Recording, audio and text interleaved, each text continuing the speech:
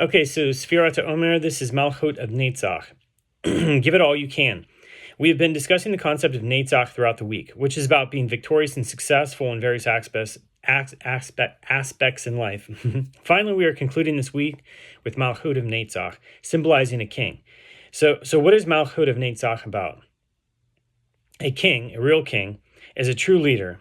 A real king is willing to risk all his fighting strength and treasures in order to win a war when there is no other option. His life can even be on the line.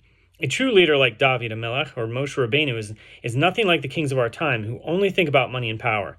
When times are tough, they'll go the extra mile and even give up their own life if it means victory in the end. So what is really the war of a king? It is to win the battle of light over darkness. The darkness of this world, which is the Zohar calls Alma de Shikra. It is the true battle that needs to be fought. So a real king's war is to take light and overpower darkness and allow good to win over evil. So unfortunately, in many cases, the king or leader is evil rather than good. So this is seen in our generation with how most leaders and rulers are evil. As such, there is often little justice in this world. A real king will fight for justice, honesty, truth, and goodness so that good can triumph. The key to victory lies in our resourcefulness. We need to be prepared to use whatever tools we have to achieve success. This is why Malchut and Netzach are so strongly intertwined. So they represent the power of leadership and winning. In order to secure a complete victory, the king must understand that he requires both these attributes as well as the willingness to go all the way until success is achieved. It's only then that we can truly experience a sense of triumph and accomplishment. By pairing Malchut and Netzach together, we gain strength from both and are able to become fully empowered to reach our goals. So every Sphira has a characteristic and a purpose. Specifically, the Sphira of Netzach reaches its purpose when it is revealed as the victory of the Malchut, or rulership. So we see this power in successful kings such as David HaMelech and Moshe Rabbeinu. Despite our best efforts, life can be full of wars. The one we battle with on a daily basis is between our nefesh, our soul, and the animal instinct and desires that we know are not in line with what's right for us. So even when our heads know better, there still seems to be an urge to do the wrong thing. It can be immensely challenging to stay focused on doing what is ultimately beneficial for us in the long term when our animalistic impulses and continually encourage us to take the easy route. So this actually just reminds me of something like the Mekubalim of Sfat. So like in the days of the Ari and Alkabetz and the Ramak, Moshe Cordovero and Yosef Karo and stuff like that. They had a group where they would go the extra mile in so many different things in life. And some of the things that they did can actually teach us about reducing our animalistic impulses and actually being the king over everything that's in our life. You know, the Talmud teaches us to basically look at things and say, the world was created for me. Okay, so one of the things that we do, we retaliate in the world whenever things don't go our way. And that's an animalistic impulse because animals do this. They'll retaliate, they'll bite back, you know, whenever something doesn't go their way or they have to fend for themselves. So when your life is not at risk, obviously, we don't take revenge. So basically, how this can be seen, how they went the extra mile with this, is that they wouldn't even curse an animal. So a lot of times, you know, if an animal does something, you know, sometimes people take physical action against the animal. So that's the wrong thing to do. And then if they restrain themselves from physical actions, they'll have that verbal, you know, that degradation or cursing somebody. And in reality, you're cursing the world that you're living in. These things in your world, the world was created for me, right? So if you think about that, you're cursing an object that's in your world. So they wouldn't even curse an animal. They wouldn't even speak derogatorily about an animal, let alone another human being. So I see people try to reinterpret the Ramak's words that whenever he says, you know, that he talks about every human being, you know, that they're just talking about Israel. But that's not exactly how they saw it, because if you study these guys, they literally wouldn't even speak bad about an animal. So this is a way that we can become ruler of our own life, is recognize that everything in our life is there for a purpose. And if you curse that thing or you denigrate something in your life, even an animal, some other creature, or even an inanimate object, you're like a king that's attacking its own kingdom. So here we go. Our body is a manifestation of the structure of the Sefirot and the three Sefirot that are called the first three, Gimel, Rishonot. So these Sefirot correspond to the head because they're called Mochin. So Mochin is intellect, the intellectual part, as well as the representation of higher consciousness.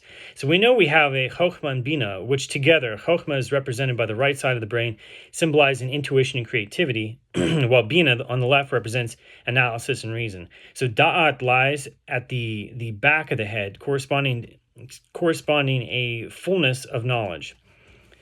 So the body corresponds to the structure of Sefirot according to Patach Eliyahu, which is an opening section of the Zohar. I think it's in some Sidorim. Anyway, the opening of the introduction of Eliyahu. So the right hand is Chokhmah, the left hand Bina, the body Tiferet, the right leg Netzach, the left leg is Hod, and the male organ or the womb is Yesod. So there's a klipa on the neck called Amalek. So this klipa grabs us at the back of the neck, making Mochin unable to come down into the midot. So this means, so midot are typically seen as character traits, but it also means distinctly means the measure of something. So this means that while we may intellectually know something is bad for us, we are unable to stop the bad behavior for some reason. So a perfect example is to go to any smoker in this world and ask them, do you know that it's bad for you for your health to smoke? Of course, they will answer, yes, I know. But when you follow up with, do you know that you can get cancer? The response is still likely to be the affirmative. So why do they keep smoking even though they know the great risk? The answer is often addiction. So they know it's bad for them, but are unable to bring that knowledge to their actions. So this is the klipa of Amalek. So we can apply the same concept to a spiritual matter. Ask any God-fearing person if they know that the Torah prohibits gossip and slander. They will answer yes. So why continue engaging in Lashon Hara if they are aware of these restrictions? The likely reply would be because they cannot stop themselves. It's just too juicy not to share. Our Mochin, intellectual wisdom, can be clear, but it's a different experience when we try to put it into practice. So our nefesh, the inner desire and drive, often leads us towards doing something bad, which means we must fight this battle constantly. We know that in our minds, it's not the right thing to do. Therefore, the best course of action is either refraining from talking about such matters or being honest and telling the whole story. So there is no point in saying, I don't want to speak Lashon Hara, but, basically giving it away that there's something juicy to say about somebody. So why say something you don't mean? We have a lot of battles within us. These battles are not necessarily us against somebody else. Well, it may feel like a battle. Suing the neighbor doesn't quite fit into this category. So we are talking about battles of personal growth. When it comes to these battles, we must put up a fight, which often requires sacrifice. It's important for us to be willing to give in or surrender, as that is how we win. A real king is one who is able to give over and surrender. Only through this can a true victory be achieved. There was a famous story with the Baal Hatanya at the time when the teachings of the Chassidut came out to the world, that there was a movement that fought against it. Despite this opposition, two groups always seemed to be in conflict. The movement of Chassidut wrote Kuntrasim, while Torahs printed like pamphlets today. So unfortunately, these were often thrown to the ground, an action viewed as a disgrace to the Torah. So to explain why this should be acceptable, the Baal Hatanya shared his parable called Mashal HaMelech, the parable of the king. So this parable told of a king whose only child became extremely ill, having exhausted all options and searched far and wide for help. He brought in one doctor who thought he might have a solution, albeit with only a tiny chance it would work. So this required taking the biggest diamond from his crown and crushing it into dust so that his son could drink some in water. Seeing how desperate the situation was and understanding how small a chance there was, the king readily agreed to give away his greatest treasure in order to save his son's life. It was an understandable decision, even if there was no guarantee of success, due to his deep love for his only child. Faced with such emotion, not even a precious diamond could stand in its way. Therefore, though he may find it disrespectful when people throw Torah pamphlets on the ground, we can understand why someone might be willing to take such a drastic measure if they think it might offer help or relief, however small that chance may be. So if there is even a small chance that one soul can get some nourishment from it, we are willing to risk everything. We will even put the Torah itself on the line, because the life of a soul and of a human being is worth more than anything else. This is what the Torah calls pekuach nefesh, so which is when there is a need to save someone's life. You move all other considerations aside, such as Shabbat, mitzvot, even Torah. So one may even be allowed to sell a sefer Torah in order to free someone who was held captive by their enemies. The famous parable of the king teaches us that when there's only a little chance of saving something, we should still give everything. This applies not just to kings, but also to each one of us in our own battles and struggles. So we too are like little kings in our personal domains. Our position as king means we must be givers rather than takers. Just as Yosef HaTzadik was a giver, Moshe Rabbeinu was a giver, and David HaMelech was also a giver. Real kings give generously without expecting anything in return. So this is the idea behind the Malchut of Netzach. So that Netzach is the power of winning, but the power of Malchut is allowing me to go all the way. And if I have to make a sacrifice, then there will be a sacrifice. If there are casualties, there will have to be casualties. So when you look at wars such as in our land of Israel, you know that when they go into war, there will be casualties. The generals, chiefs of staff, and ministers all understand that these losses are inevitable. Even winners take losses in battles. So everyone has battles in life, but it's part of the human experience. So recognizing your personal battles is important for understanding how to apply the power of the king in a practical way.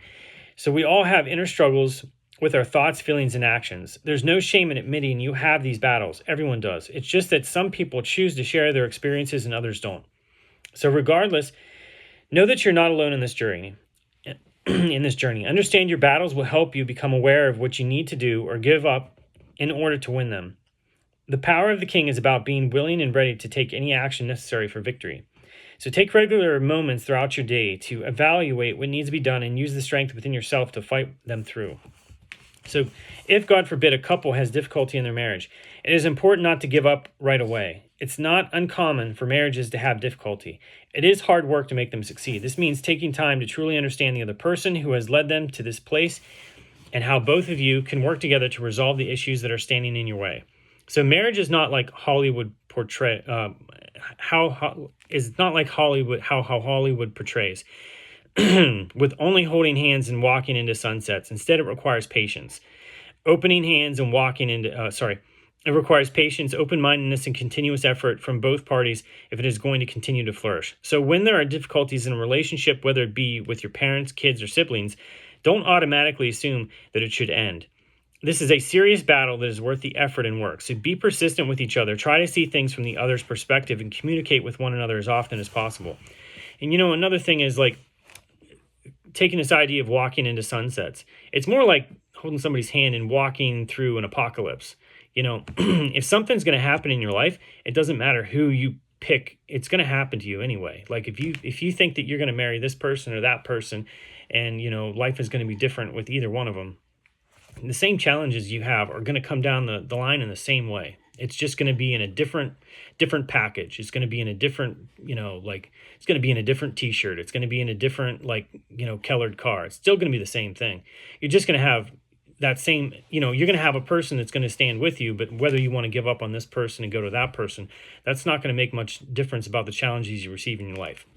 So by putting in the required effort into even a seemingly broken relationship, you can learn from your experiences together and develop stronger bonds as time passes.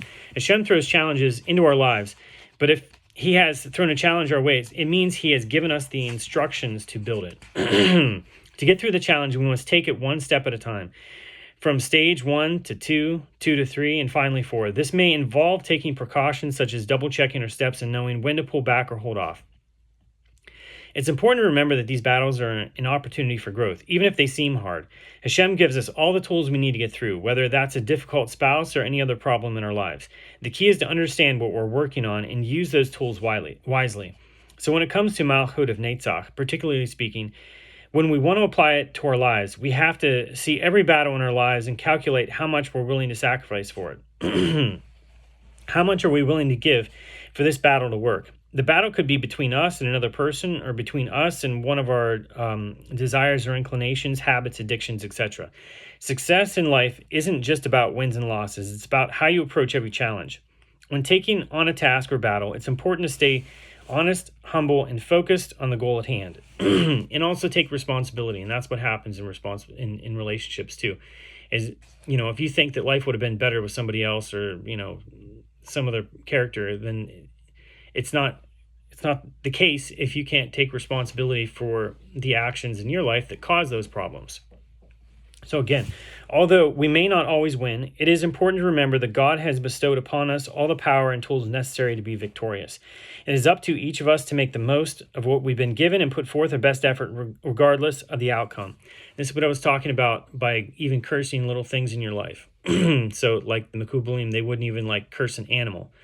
They wouldn't speak derogatorily about an animal because this whole world is created for you, right? We should strive to constantly view our battles as opportunities for growth and improvement rather than seeing them only as a means towards some tangible reward. So even if we lose a battle, our attitude in facing it will impact how we view other future challenges. The key is in believing that success can come from anywhere, no matter the difficulties that arise along the way. So don't give up on your marriage, business, kids, or spiritual growth. Some people try keeping the Torah for 3 months and decide it's not for them, but it's not how it works. The Torah is something you have to spend time getting acquainted with. It could take 15 years to become part of it and another 20 years until it becomes a part of you. So to conclude this week of Netzach, it is important to remember that HaKadosh Baruch Hu has given us the tools to succeed in our lives. Even though he decides it, if and when we are successful, we still have the power within ourselves to make the effort toward victory. In order to reach that ultimate goal of success, we must be willing to go further than we have ever thought we could, even if it means having to give up things along the way. Regardless, success lies in reaching the finish line in spite of any obstacles that may arise. It takes dedication, perseverance, and a willingness to put forth the effort necessary for victory, something that HaKadosh Baruch Hu instills deep within our souls. So when we push through those moments where giving up seems easier, we can find true success.